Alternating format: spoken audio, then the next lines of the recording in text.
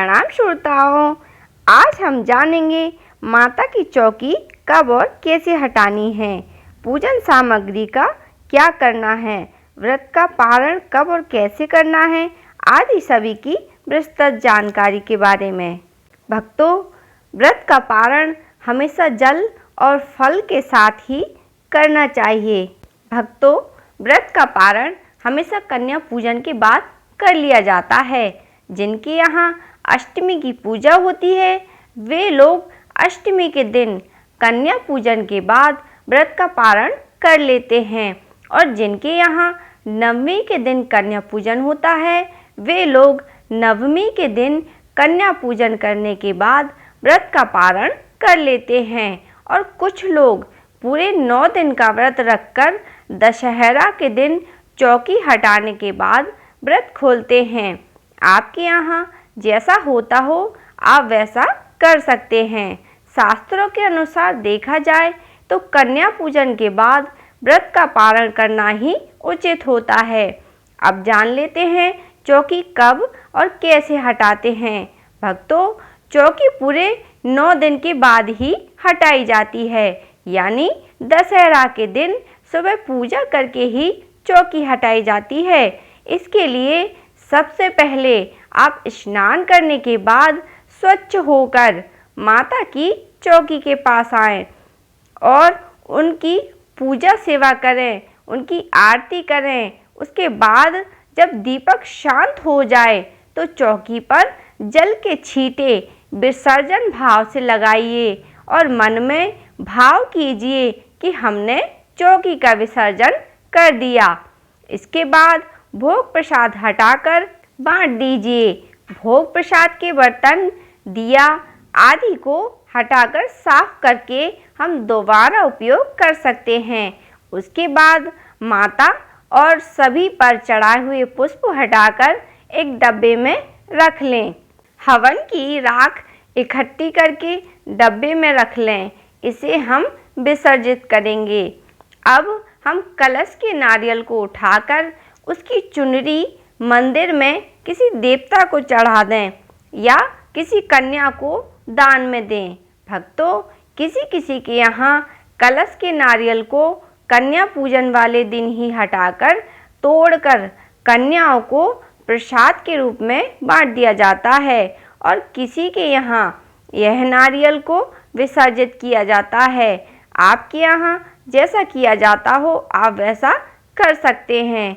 अब माता की चौकी पर जितने भी चावल हैं उन सभी को ऐसे ही रहने दें और कलश को हटाकर उसके जल के छींटे अपने पूरे घर में लगा लें और बाकी के पानी को गमले आदि में विसर्जित कर दें। इस कलश को आप दोबारा पूजा में धोकर उपयोग कर सकते हैं। कलश के पत्तों को भी फूलों के साथ विसर्जन करने के लिए रख लें। कलश के अंदर जो भी सामग्री डाली थी उसे निकालकर सिक्के को अपने पास रख लें और बाकी सामग्री को विसर्जित करने के लिए रख लें।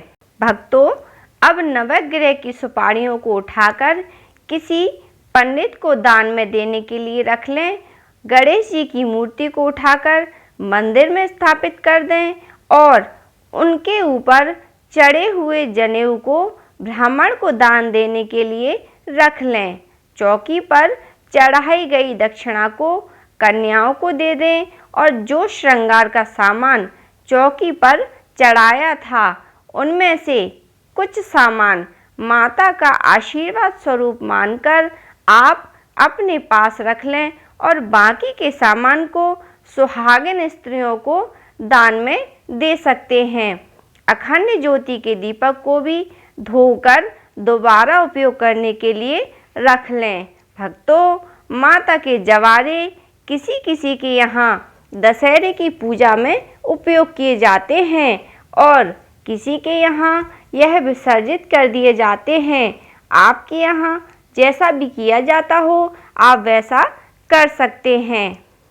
भक्तों, अगर आप जवारे विसर्जित नहीं करना चाहते हैं तो आप इन्हें गाय को भी खिला सकते हैं। अब माता की तस्वीर को उठाकर अपने मंदिर में स्थापित कर दें। यदि आपने माता की मिट्टी की मूर्ति स्थापित की है तो आप इसे विसर्जित भी कर सकते हैं, और यदि आप विसर्जित नहीं करना चाहते तो माता की मूर्ति पर विसर्जन भाव से जल लगाकर अर्थात छींटे लगाकर उसे कपड़े में लपेटकर रख लें और अगली बार इसे पूजा में उपयोग कर सकते हैं। अगर आपने चौकी पर थोड़े से चावल पूजा में उपयोग किए हैं तो आप इन चावलों को पक्षियों को डाल दें, और अगर आपने ज़्यादा से चावल उपयोग किए हैं तो उनमें और चावल मिलाकर किसी ब्राह्मण को दान में दे दें। अब चौकी पर बिछाया हुआ कपड़ा धोकर रख लें, उसे आप दोबारा पूजा में उपयोग कर सकते हैं। चौकी को छींटे लगाकर उठा दें, उसे भी आप पूजा में दोबारा उपयोग कर सकते हैं। और चौकी के नीचे जो चौक बनाया था उसे इकट्ठा कर विसर्जन के लिए भर के रख दें। अब विसर्जन की सामग्री को आप भूमि विसर्जन भी कर सकते हैं, और यदि आप चाहें तो जल विसर्जन भी कर सकते हैं। भक्तों, इस तरह से माता की चौकी का विसर्जन किया जाता है। बोलो महामाया माँ भगवती की जय। भक्तों, अगर आपको ये वीडियो पसंद आई हो तो कृपया करके मेरे चैनल को लाइक, शेयर और सब्सक्राइब ज़रूर से कर लें और बेल आइकन को प्रेस कर दें। मेरी वीडियो देखने के लिए आप सबका बहुत बहुत धन्यवाद। जय माता दी।